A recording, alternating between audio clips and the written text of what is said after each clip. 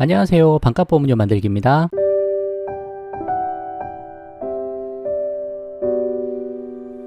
오늘은 치매보험 꼭 필요한가 2편 영상 준비해 봤습니다. 지난 시간에 치매 종류 그리고 치매보험이 주로 보장하는 것 진단비하고 생활자금 있다고 말씀드렸죠.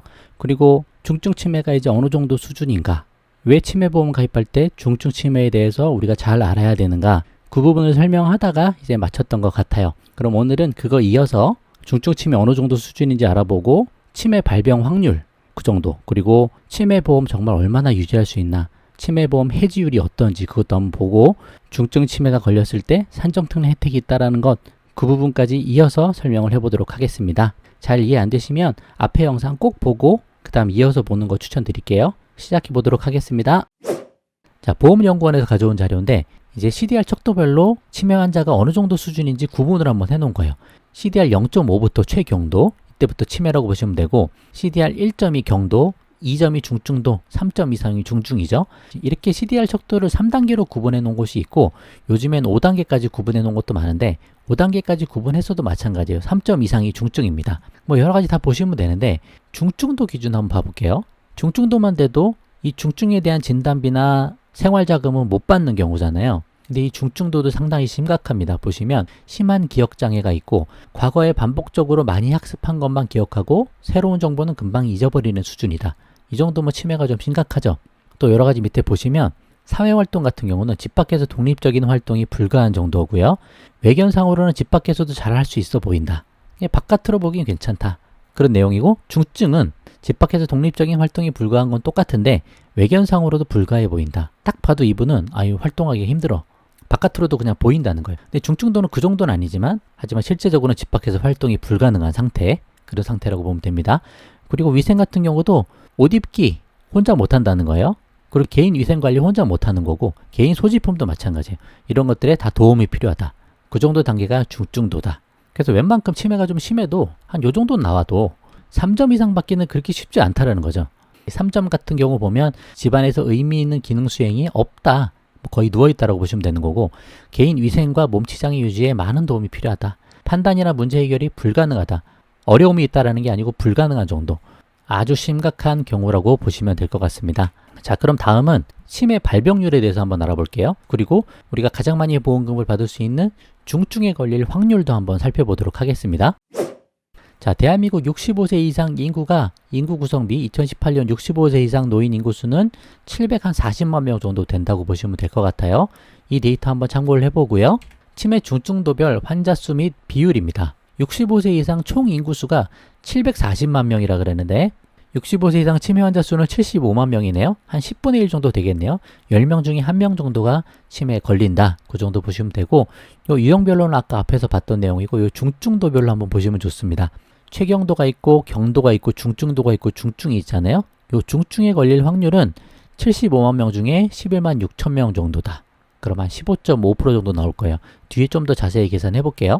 자, 대한민국 전체 인구 중에 65세 이상 인구가 740만 명 정도 됐고, 65세 이상 인구 중에 치매 환자 수가 75만 명 정도 됐다. 그래서 65세 이상 치매 환자 중에 중증 치매에 걸릴 환자 수, 치매 환자 중에 중증 치매가 걸릴 확률이 15.5%다. 그 정도 참고하시면 되고, 그럼 치매 인구 중이 아니라 그냥 65세 이상 대한민국의 전체 인구 중에서 중증 치매에 걸릴 확률은 중증 치매 환자 수 11만 6천 명에서 65세 이상 전체 인구를 나누고 곱하기 100 하면 1.7%가 나오죠. 결국은 100명당 한 1명에서 2명 정도가 중증 치매에 걸린다. 그 정도로 보시면 됩니다. 어떻게 보면 많다라고 볼 수도 있고, 어떻게 보면 중증 치매 걸릴 확률이 그렇게 크지도 않네? 그렇게 생각할 수도 있는 데이터죠. 다르게 생각하면 내가 건강관리도 열심히 하고 사회생활도 열심히 하고 최대한 노력하고 안 걸리려고 애쓰고 노력해서 요 안에만 들면 중증 치매는 안 걸릴 수 있다는 거예요. 100명 중에 1명, 100명 중에 2명에만 안 들면 되는 거 아닙니까? 어떻게 보면. 그래서 이 데이터를 보고 사람마다 생각이 좀 다를 수는 있지만 제가 봤을 때는 그렇게 큰 확률은 아닌 것 같아요. 자, 그러면 중증 치매에 실제로 걸렸다 하면 정말 우리한테 치명적인 위기가 오느냐? 근데 국가에서 또 여러 가지 혜택이 있습니다. 산정특례 혜택이 적용이 돼요. 그래서 중증 치매 의료비 걱정은 건강보험으로 해결하세요 라고 KTV 국민방송에서 제가 좀 가져온 내용인데, 산정특례 혜택으로 급여의 10%만 부담하면 된다라는 거예요. 중증 치매 의료비가 대폭 개선됐다. 중증 치매 걸리면 어떡하지? 막 그렇게 걱정하실 수도 있지만 의료비가 많이 좋아졌다. 의료비 본인 부담률이 예전에 60%였는데 이제 산정특례가 적용이 돼서 10%로 변경이 됐다. 건강보험이 참 좋은 거죠. 그리고 두 번째로 중증 치매 산정특례 적용 기간이 또 확대됐는데 환자 상태에 따라 치료가 필요한 경우 연간 최대 120일, 한 4개월까지도 되고요. 증상이 매우 심한 희귀질환 치매의 경우 일수 제한 없이 5년간까지 산정특례 혜택이 적용이 됩니다. 그렇게 보시면 돼요. 총 의료비의 10%만 내가 부담하면 되니까 뭐 돈 하나도 준비 안 하면 되네 그렇게 말씀드리는 건 아니에요. 이거 외에도 우리가 뭐 요양병원이나 요양원 같은 데 가시겠죠. 가족 중에 간병할 사람이 없으면 간병비가 들겠죠. 그게 부담이 될 수 있습니다. 그리고 요양원 같은 데 가셔도 식비 같은 거 내가 다 내야 되거든요. 당연히 별도의 비용이 들어가긴 해요. 그래서 여유 자금이 많고 돈이 많으면 좋긴 한데 제가 말씀드리는 거는 그렇다고 그거를 보험으로 대비할 수가 있느냐 그 관점을 이야기하고 있는 겁니다. 보험으로 대비하기가 힘들다라고 저는 생각하는 거예요. 별도로 여유 자금을 많이 만들어 놓고 연금도 많이 만들어 놓고 철저하게 준비해야 되는 게 맞는 거예요. 그런 관점을 좀 갖고 있습니다. 좀 더 설명을 해볼게요.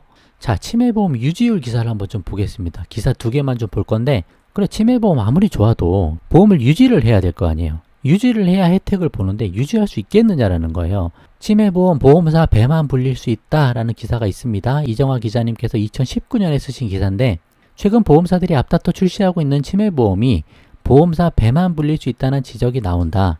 5년이 지나면 절반 이하로 떨어지는 낮은 보험 계약 유지율을 감안하면 5년이 지나면 절반이래요. 80세를 전후에 발병률이 급격히 높아지는 치매의 특성상 대부분의 사람들이 보장을 받기 전에 해지할 가능성이 높아서다. 저도 늘 이야기하잖아요. 보험은 보험료가 부담되면 유지를 못하게 돼 있습니다. 쭉 있는데 이거 한번 보시면 좋고 밑에 보시면 고정욱 한국보험 보장연구소장은 80세를 전후에 발병률이 급격히 높아지는 치매 특성상 보험사 입장에서는 80세까지 보험금을 지급할 가능성이 매우 낮다. 그렇게 이야기한다는 거예요. 특히 보험 가입 후 10년이 넘어가면 계약 유지율이 10에서 15%까지 떨어져 보험 납입 기간 도중 많은 사람들이 치매보험을 해지할 가능성이 높고 이는 모두 보험사의 수익이 된다고 설명했다. 자, 10년이 넘어가면 10에서 15%밖에 유지를 못한다는 거예요. 10명 중에서 1명에 2명이다. 나머지 다 해지한다는 거예요. 이게 10년 납일 경우 이렇게 되는 거지 20년으로 가면 어떻게 되겠습니까? 20년 납 다 납입하고 혜택 볼 수 있는 사람이 있을까요? 저는 힘들다라고 보는 입장이고요. 제가 치명적인 보험 유지율, 보험 해지율 그거에 관련해서도 제가 영상을 만들어 드렸잖아요. 보험료가 조금이라도 부담이 되면 대부분의 사람은 20년 납 유지를 못합니다. 그래서 보험료는 극단적으로 낮춰야 된다는 거예요.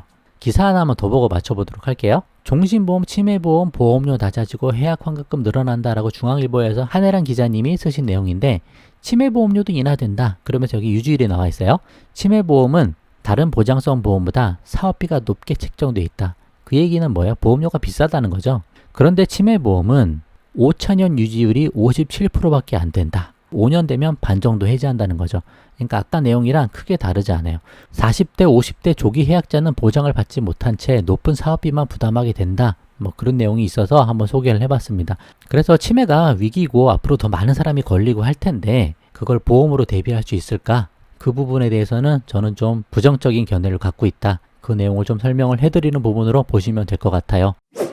자, 결론으로 맞춰보도록 하겠습니다. 치매보험에서 경도, 중증도 진단비는 생각만큼 크지 않다. 중증 이상 돼야 진단비가 크다고 말씀드렸죠. 그리고 중증 이상 진단비나 생활자금을 받을 확률은 생각보다 작다. 중증 치매에 걸릴 확률이 100명에서 1명이나 2명 정도 된다 그랬죠. 그 1명이나 2명의 중증 치매 환자가 된다라고 해서 보험금을 다 받을 수는 있을까? 저는 그거는 모르겠단 말이에요. 자칫하면 수천만 원, 수억씩 보험회사가 내야 되는데 그냥 가만히 그걸 주겠어요?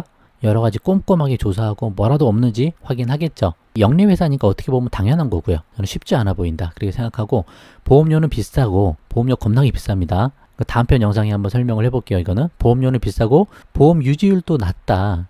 어렵다는 거예요. 그런 관점도 생각을 해보시면 좋고 뇌졸중 진단비가 만약 있다면 충분히 있다면 혈관성 치매 초기에 말씀드렸죠. 혈관성 치매 쪽은 어느 정도 또 대비가 되지 않겠느냐. 그 내용도 한번 기억하시면 좋겠고 중증 치매가 걸려도 산정특례 혜택이 있다. 그런 부분 좀 생각해 보시면 좋고요. 보험으로 해결할 수 있는 영역이 맞는지 여러분들 현명하게 판단을 좀 해보시면 좋겠다. 제 영상만 보지 마시고 다른 분들 영상도 많이 보시고요. 상황에 맞게 잘 결정을 해보시면 좋겠습니다. 다음 시간에는 치매보험 좀 예시를 좀 들어가지고 좀 더 자세히 한번 설명을 해볼게요. 치매보험 말고 더 좋은 대안은 없을까? 그 부분도 한번 설명을 해보는 시간을 가져보도록 하겠습니다. 자, 오늘 영상 여기까지만 하고요. 도움되셨으면 구독과 좋아요 부탁드리고 공유도 많이 부탁드립니다. 마칠게요. 감사합니다.